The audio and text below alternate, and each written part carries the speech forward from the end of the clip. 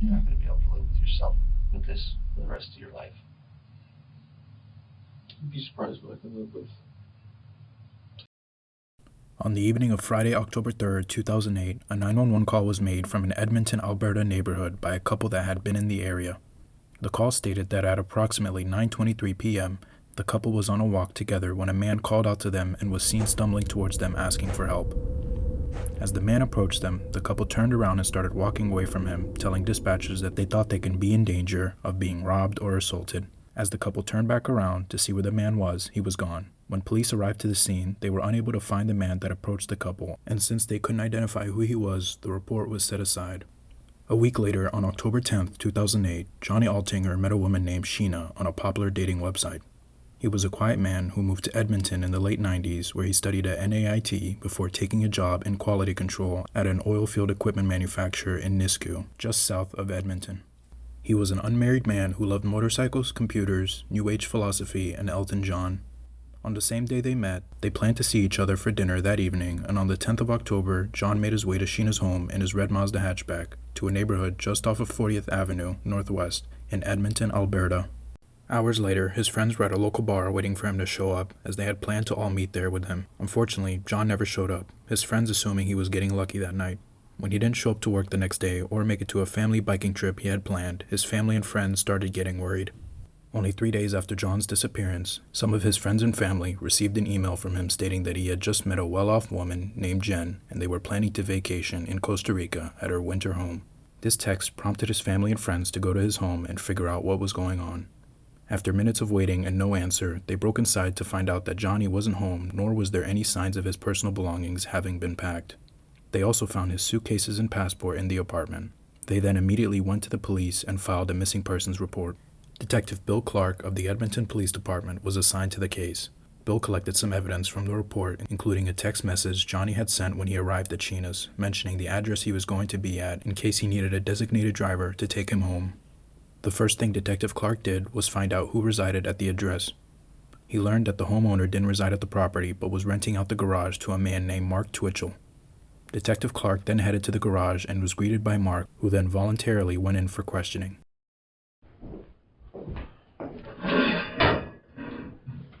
Just have a few.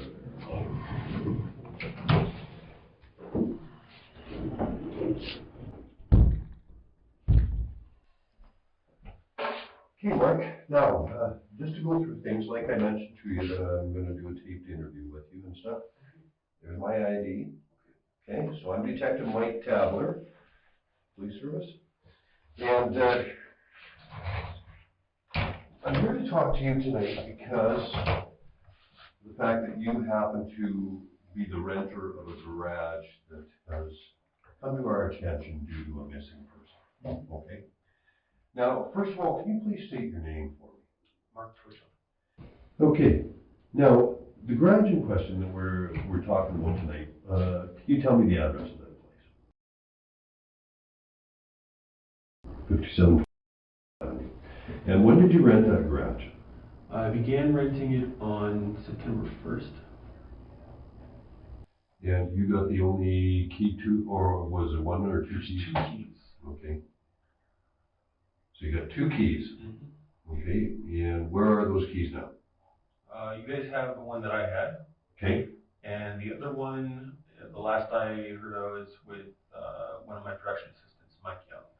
Mike Young, one of your production assistants. Yeah. Okay.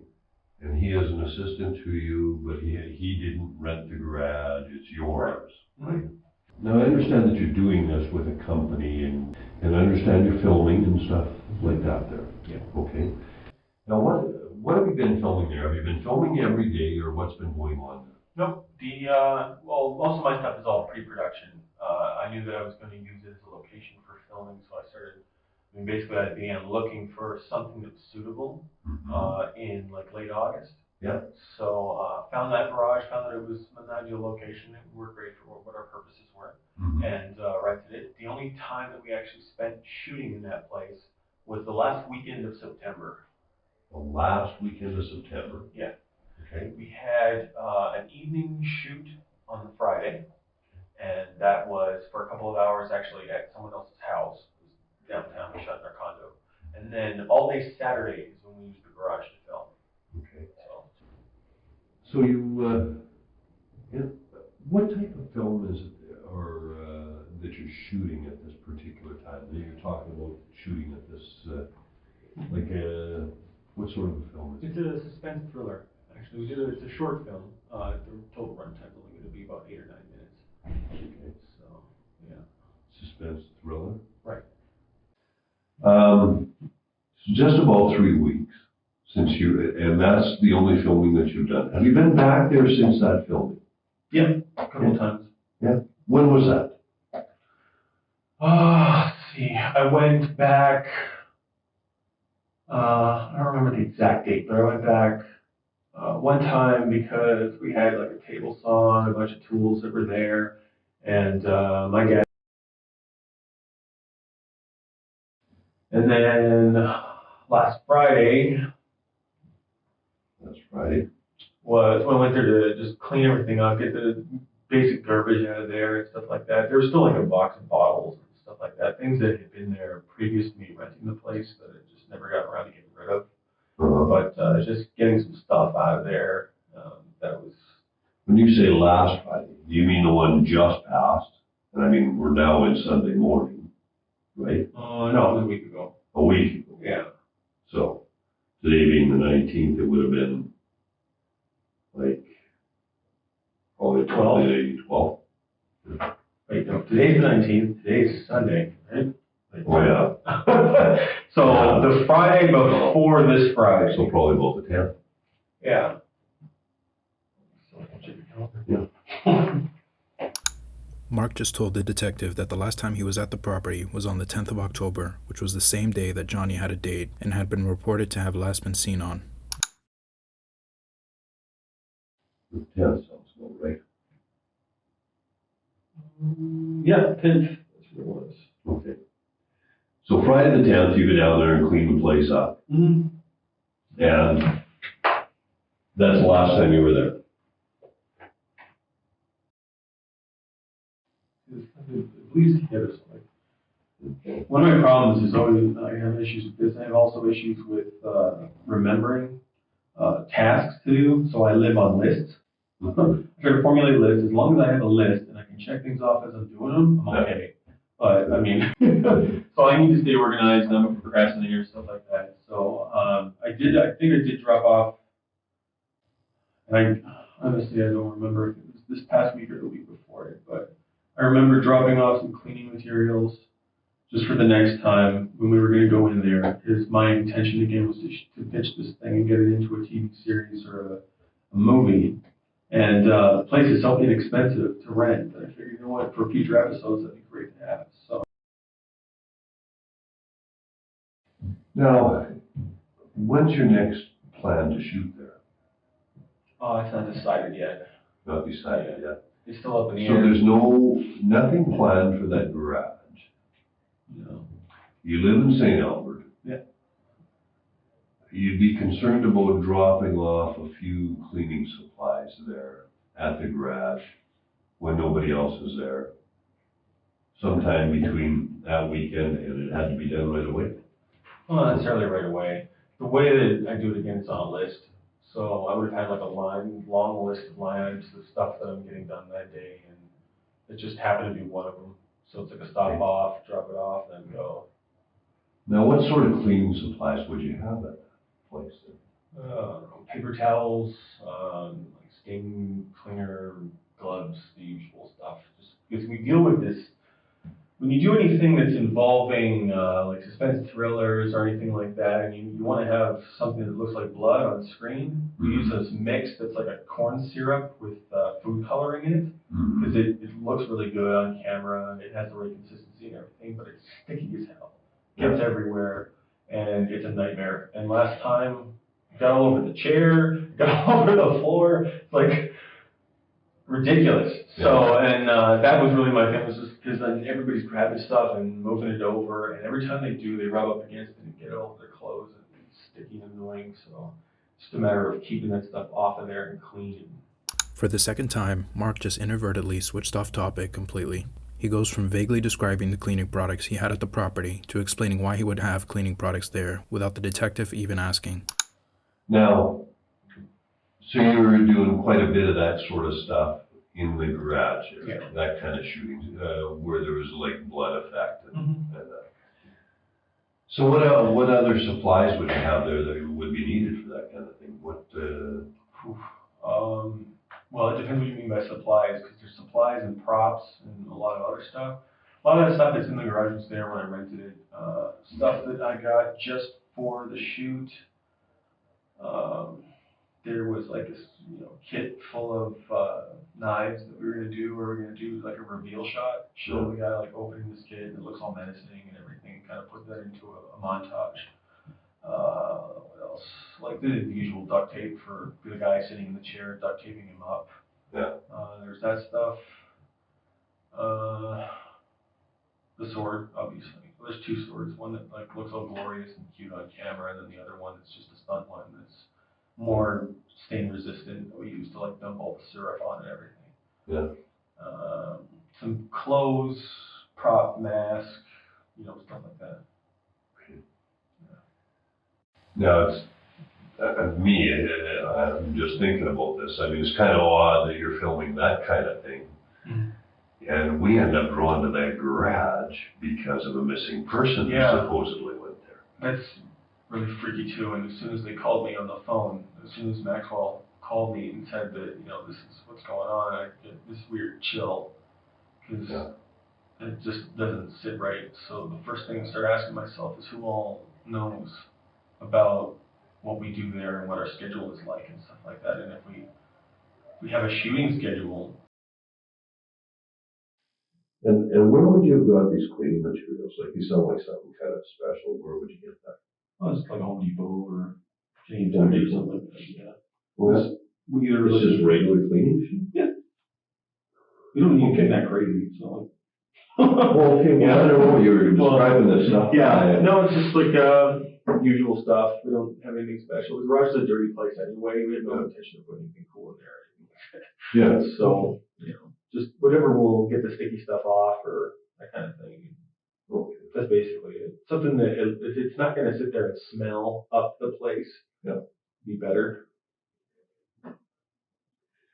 So now you've been told that we're looking for a missing man. Mm-hmm. Okay. Yeah, have you been told his name? No. Okay. The name is John. Okay. Altinger. Altinger. Okay. Does that name ring a bell to you or mean anything to you? No. Never heard it before? No. He's nobody that you've been using as an actor or that maybe Mike or Jason would have been in touch with? No, I don't think so. I don't know if Mike or Jay know him, but nothing that in terms of casting or production crew or anything like that. No. No. Not a worker, not an employee you've heard about? No. Now, do you have any girls that are employed by you or that take part in anything, any of the setup or anything? Yeah.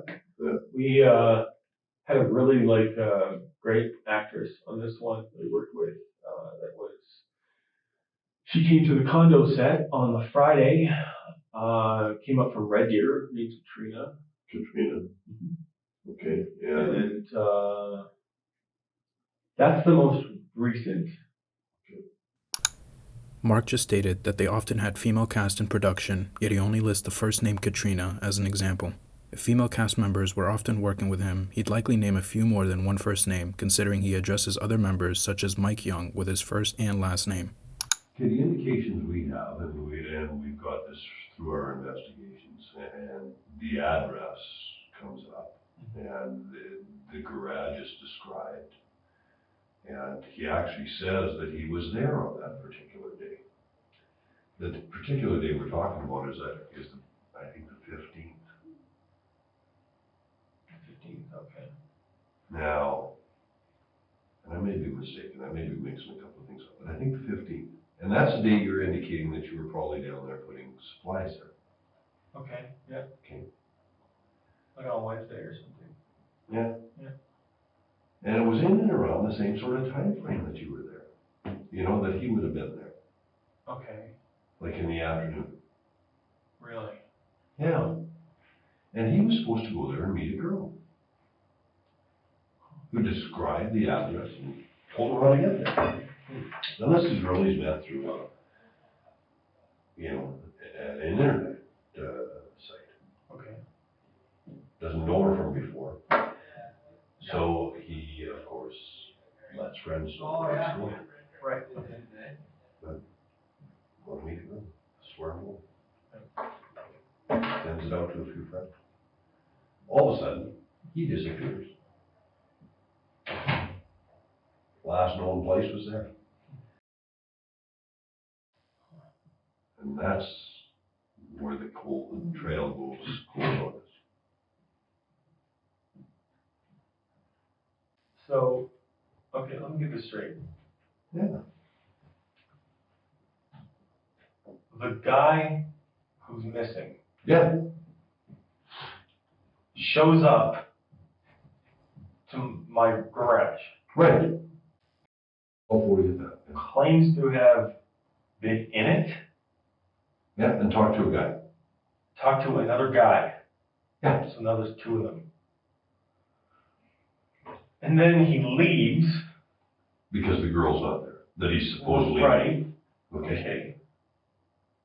And then he talks to her on the phone. I don't know that he talks to her on the phone or if he gets a message from her or which way that one went. Okay. Okay. He somehow ends up communicating with her and then comes Goes back to the garage to meet her. Okay. All right. Now, does that sound like anything that you know Not at all. about? Does it sound like anything that could be related in any way to any movie sort of stuff you're doing, or? Not that I'm aware of. I mean, I'm the producer. I pretty much control all the elements. Yeah. So if there was anything like that, if somebody needs to borrow the place or whatever, then they would let me know. They'll let you know. They'd ask or something like that. So yeah, no, I don't know anything about that. No. Mark is insinuating his complete innocence here by stating that if anything like that was planned for that garage by anyone, he would have known. This sort of statement is characterized as a blanket statement, as what it reveals underneath is a lack of awareness that something could have happened that he didn't know about. Mark's response to this question is atypical when compared to his previous comments about being uncertain who had the keys between some of his production staff, as well as him not knowing the day he was at the garage last. With the amount of uncertainty he's portraying, it's hard to believe that he can be sure that no one else he knew had something planned there. So once again, John Altenier is not a name you've known. Nobody like that's tried to rent the place from you. Nobody by the name of Jen means anything to you. No. No relatives named Jen. Oh, maybe. I took the list. Okay. All right. My mom's Fair 12. So, let me get back to you on that one. It's a checker for sure, but. Yeah. No. So, have you ever heard of these online dating site kind of things? What are some of the ones you've heard of? Oh, man, I don't know. Match.com. I've heard of the Plenty of Fish one. Okay. Plenty of Fish. Yeah, there's, what else is there? I don't know, there's a bunch of them, like hundreds of them. Yeah. So, Okay. You don't frequent them? no. All right. Now, like I said, I'm going to talk to my people and see if I'm missing anything. And run over stuff. Bear with us a few minutes, and thank you very much. Sure. Okay. If you And we- come back and I'm sleeping, just nudge me up. all right. Yeah. Okay. You I- won't start swinging when you. No, I know. Okay. I'm I was a wondering, Big leg. Mark was then cleared following the interrogation. Detectives felt that he was honest and cooperative throughout the whole process. Mark even invited detectives to take a look through the garage, to which they did and discovered nothing unordinary through their search. After this, Mark was no longer the primary suspect in the disappearance of Johnny, and the police department felt they were back at the beginning. A few weeks later, a man named Gilles Tétru walked into the Edmonton Sheriff's Office and told detectives a very compelling story that he claimed happened on October 3rd. He must have grabbed me, and we started struggling. Oh, and I'm guessing during this, that's when I'm like, okay, I got to try to fight. And that's something I missed, actually. I tried punching him too, but I was so weak. And I remember trying to punch him, and I know I can't hit his mask because that's going to hurt my hands. So I'm trying to punch him in his chest. And I'm thinking, man, why am I so weak? And my punches aren't, I feel like I'm not doing anything. And it's like my punches are so weak. And then, so I realized, okay, I'm punching him, I'm not going to do anything. He's way bigger than me, and I'm not, can't do anything. So then I started trying to kick him in the but I tried a few times doing that. Did you get him? No. Did you hit him? No, couldn't. And did he hit you? No. What about kick you? He tried, but I swerved as well. So Like, is this an all-out intense battle, or is it like... No, that's the thing is, like, this is the whole thing. This is what I'm thinking. While I'm doing this, this guy, he had, if he was more professional, he could have killed me right away. Like, right when I walked in, I didn't see him. He could have hit me over the head with a bat, a baton, or anything. Yeah. He could have knocked me unconscious right away. And I don't know why he did that. His whole plan was to use this taser thing on me first. And that was stupid on his part. But he had many chances to kill me. He never did. So he had that's why I thought afterward all this happened, he had a bigger plan for me. I thought maybe he was going to handcuff me and take me somewhere and do something. So you're now trying to punch him, you feel weak, you're trying to kick him, you're not connecting. Yeah, that's when he goes, well, since you're not cooperating, this is the way it has to be now. And then he starts punching me in my left side of my face. And for some reason, again, it would have been more effective for him to punch me in the nose, the eyes, something. Because if he had punched me in the nose, I'd have been down, right? But he was punching the side of the head, trying to get my temple or knock me unconscious for some reason. I'm not sure, but... Tell me about the struggle. Tell me about the struggle with the gun. See, now this is weird because I'm facing this way. He pulls the gun out again. And I think because I grabbed the gun, somehow we maneuvered, we were struggling again. And I'm trying to break the gun, right? So we're struggling, and somehow I ended up this way again, struggling with this gun. And he's here back at the door, okay? So, because I just remember the door being there. And then I'm just trying to break this gun, because this is, I know it's plastic, and I know if I... What's he doing? He's yelling at me because he doesn't want me touching his gun.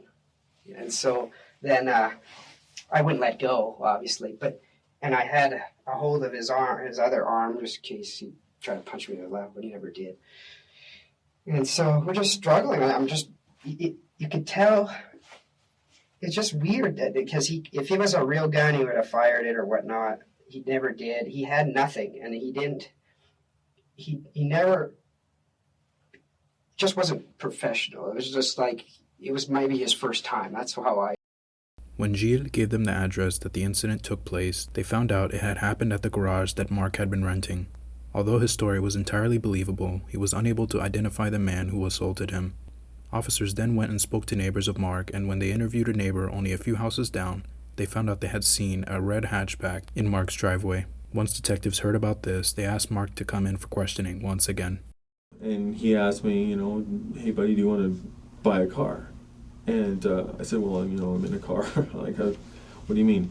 And he goes, well, I have shacked up with this really rich lady. It's like a sugar mama kind of situation, and she's gonna take care of me, and she's gonna buy me a new car when we get back from a vacation that we're gonna take.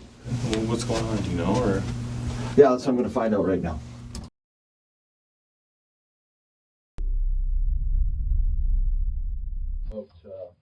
Contacting the lawyer, that still holds true, okay, just so you're aware.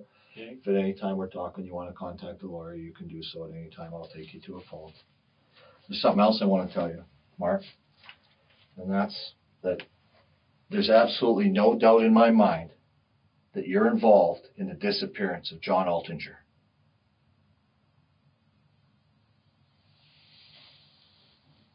No doubt in my mind at all, Mark. Why? As I said, Mark, there's no doubt in my mind that you're involved in this disappearance. I just want to get to the bottom of this, because this is not going to go away. It's not going to leave you, Mark. I don't understand. I'm going to explain some of the reasons to you. But you do understand, because you know what I'm talking about. You're involved in this, and unfortunately, something got carried away. Something got carried away with this guy. I mean, this happened because of the movie thing? Something that went too far?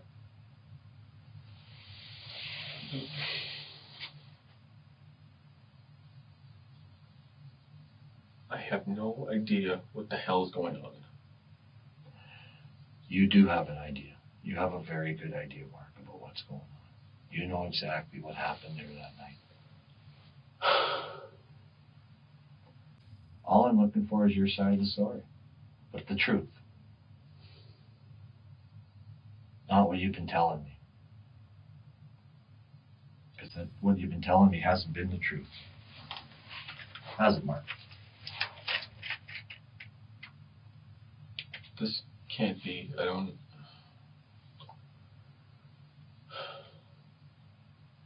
What do you mean it can't be?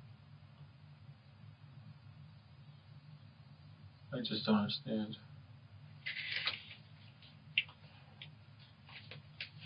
Well, what don't you understand? We have a fellow who's missing. We know he's been to your garage. We've talked to all the neighbors now. Neighbors watch. They see all these things. Little things that you don't realize. Okay? When you gave your version of events to Detective Tabler last night, your version of events was different than what you told me today. Notice the suspect's verbiage here. The detective states that Mark told a different series of events before today, although the only part of the story that Mark added was that he bought a red hatchback from a guy that turned out to be missing. The detective purposely does this to attempt to discredit the suspect's statements, as when one is told their story is a lie, anyone being truthful would instantly become confrontational. You changed your whole story. All kinds of different lies. Now, I know this isn't an easy thing to live with. Something went wrong there. Like I said, I don't think you're a bad guy. You seem like a decent guy. You got a wife. You got a small child. You're trying to do the best. I don't think, I don't know, but I don't think you're doing that well financially. I think it's a tough life what you're in. You're trying to do your best, but something went wrong. Maybe you were just trying to make a better movie. I don't know.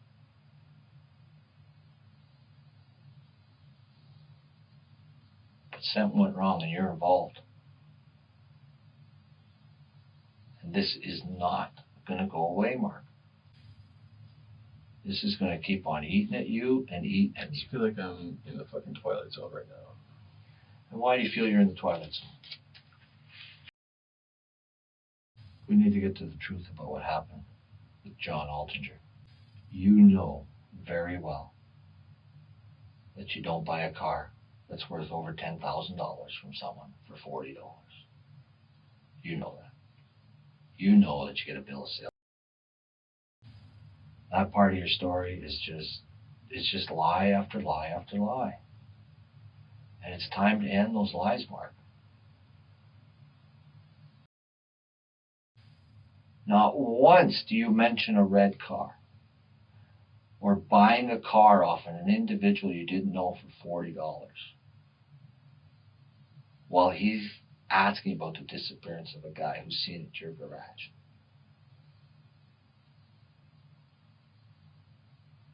And it's obvious why you didn't mention it, because you had something to do with his disappearance. I mean, you have a barrel in your garage. A barrel you say you buy for garbage. Everyone knows in the movie industry those are known as burn barrels. We got that off your own friends. They're the ones telling us this. Your co-workers. What'd you do with them?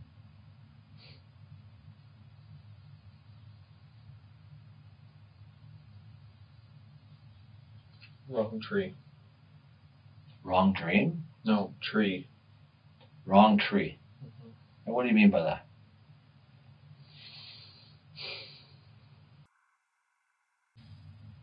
What do you mean by that, Mark?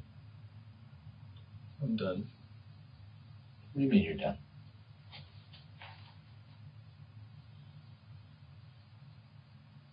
I mean, I'm not talking anymore. This is ridiculous. Well, what is your explanation? You haven't answered any of the questions. When someone being interrogated decides they don't want to talk anymore before consulting with a lawyer, they have the complete right to remain silent. But with those rights in mind, detectives can continue to ask questions and make statements that can persuade the suspect to provide more information. If you didn't do anything wrong, why wouldn't you answer those questions? Do you know why, Mark? Both of you and I know the answer. Because you're involved. You're involved over your head in this. Is anything that you're saying genuine, or is this some sort of tactic? You got to get away from the acting part, Mark, and listen to what I'm saying. You have told me nothing but lies. An innocent man does not come in here and tell lies. That's genuine, Mark. Everything I'm telling you in here is genuine. So get out of your film producer mode and the facade of thinking that everyone's an actor. Because this is real life. You conveniently can't remember where you were on the 14th of October.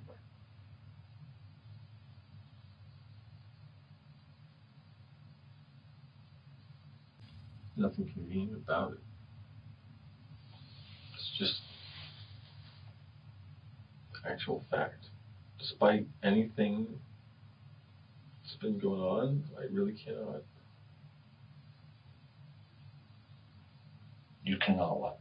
Remember Remember what?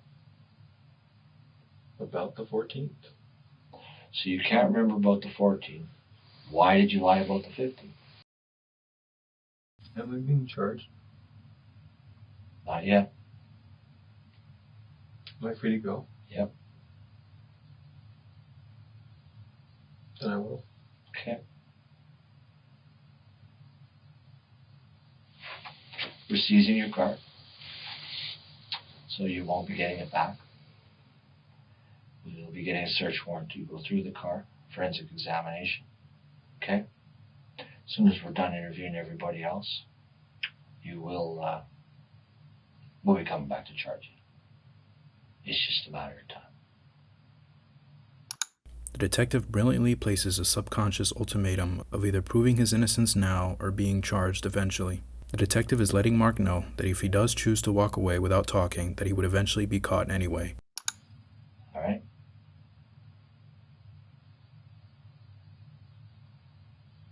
Do you have any questions about any of that?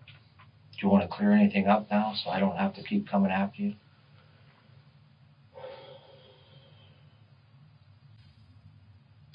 Are you that cold a person, Mark, that you can live with this the rest of your life? Doesn't bother you at all? What does that mean? Well, you're involved in this disappearance of this guy. But we'll live with it. What do you mean? Well, what you did to him. You can live with that? That's what I mean. You can live with that, what's happened to him? I mean, only you know what's happened to him. I'll find that out eventually. Like, you're not a very good actor. And you're in the business. Never said I was an actor. Producer. You've seen actors. You're not good at it at all. You know, was this something that you tried to avoid and you just couldn't? What do you mean? Did you try something you're just defending yourself? I don't know. You were the one that was there.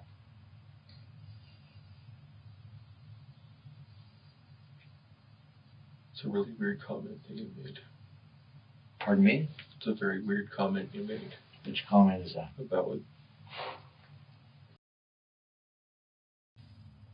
I'm not trying to be the bad guy here, Mark.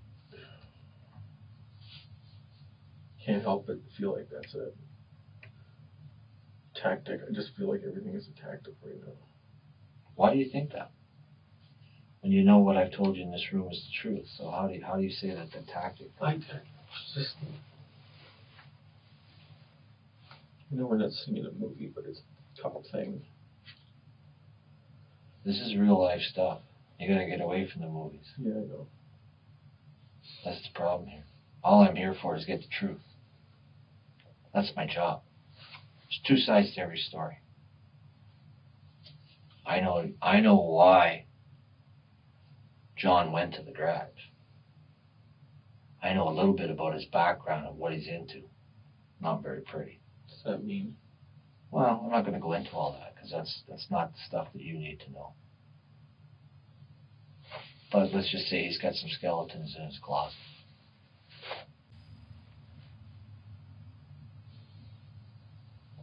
And I know that he could have done something there to provoke things, to cause trouble.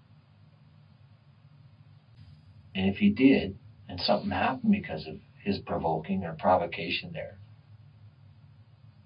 then what I'm telling you is this is your chance to get it out. Mark? It's okay. I need some time.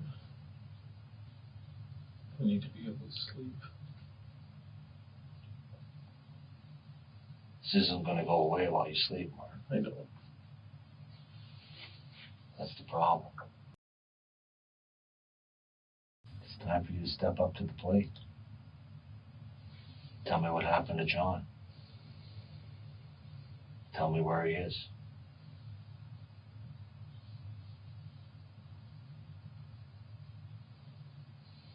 So we can do the decent thing and not only for him but for his family.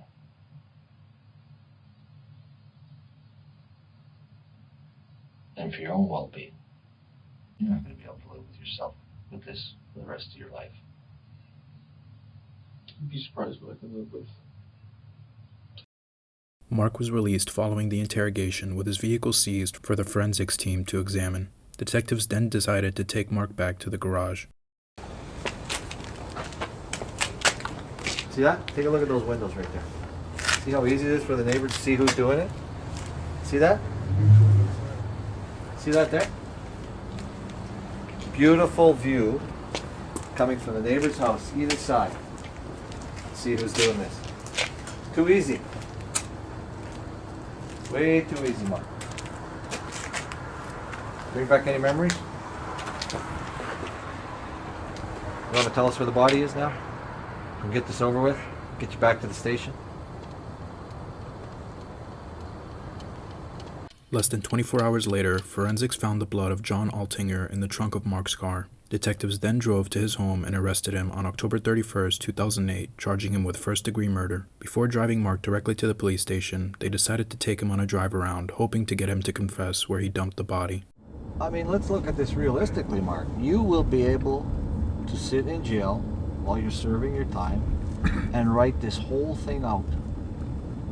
And when you get out, because it'll happen, what are you now? 28? 29. 29? You'll still be able to be young enough to write a movie about this. This could be your ticket, and it'd be a movie about yourself based on a true life story. Hey, Mark, are we beating a dead horse here, or are you going to tell us where the body is? Simple question, Mark. Can't you answer that? I think we've been pretty decent with you. You can at least give us an answer on that. Our investigation is impeccable. Our evidence is flawless. Evidence speaks for itself, as I said.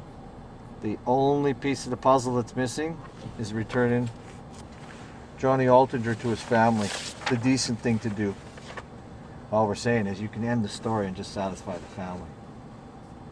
And we're just trying to do our jobs. But with or without the body, I have no doubt in my mind no doubt whatsoever that you will be convicted of first-degree murder. Minimum 25 years, no chance of parole. What do you think about Mark? I'm curious. What does the man think about who's on his last ride in the city, facing the type of sentence you're facing? What does he think about? You can put those thoughts down for your movie or your book, your diary. What were you thinking about this whole ride? What's interesting, we pull up to all these people today beside red lights and they have no idea what you've just done. That you're the guy that wanted to be a serial killer but got caught on his first kill. No idea. Kind of ironic. So I gotta thank you for that, Mark. Appreciate you giving us the best case we've ever worked on. Appreciate you making nothing but bungling errors to make it actually quite easy to catch you. Very easy to catch you. I want to thank you for that. And I mean that sincerely. I'm not trying to be joking around it, but it's just so funny. You can't help but laugh about it. While unable to get a confession of what Mark did to John, police were able to execute a search warrant on Mark's garage with the evidence found in his car. At first, officers found nothing, until a chemical called luminol was sprayed on the floor. Luminol reacts with the iron found in the hemoglobin of blood, causing a blue glow, indicating cleaned-up blood stains they had not seen previously. Officers then executed a search warrant on his home, and in the basement they found a hockey mask similar to the one Gilles described seeing. They also found and seized Mark's laptop, and what investigators found on it shocked them. After recovering some deleted files, they found a document titled SK Confessions, which stood for Serial Killer Confessions. The opening lines of the document was the following: "This story is based on true events. The names and events were altered slightly to protect the guilty. This is the story of my progression into becoming a serial killer." This document presented Mark's plan, details about his failed first attempt with Gilles, and successful second attempt to lure a man to his garage and murder him, with fake online dating profiles used as bait. It went on to describe the process of dismembering the body and attempts to dispose of the remains. He attempted to dispose of the body by wrapping parts in plastic and burning them in a burn barrel. However, once he was unable to do so, he drove the remains to a sewer where he dumped them. Mark's trial was set for March 16, 2011. Prosecutor Lawrence Van Dyke told jurors in his opening address that Mark Twitchell's plan was quite simply and shockingly to gain the experience of killing another human being. In the half-hour address, Van Dyke presented the jury with the transcript found on his laptop that showed Mark's intention to release a movie titled House of Cards, which revolved around a killer who lures a man to a garage on the premise of an internet date and kills him. In Van Dyke's closing statement, he informed the jury that Mark killed Johnny Altinger by bludgeoning and stabbing him to death. Mark confessed to the murder of Johnny and acknowledged having authored the document recovered from his machine, but claimed the murder was an act of self-defense. He claimed the document was purely fictional, but was based on what the facts would be if he had actually planned John's murder. He insisted that he had written it to craft an authentic-sounding story. Mark was convicted of first-degree murder and sentenced to life in prison without the possibility of parole for at least 25 years. So, okay, let me get this straight. Yeah. The guy who's missing Yeah, shows up to my garage. right.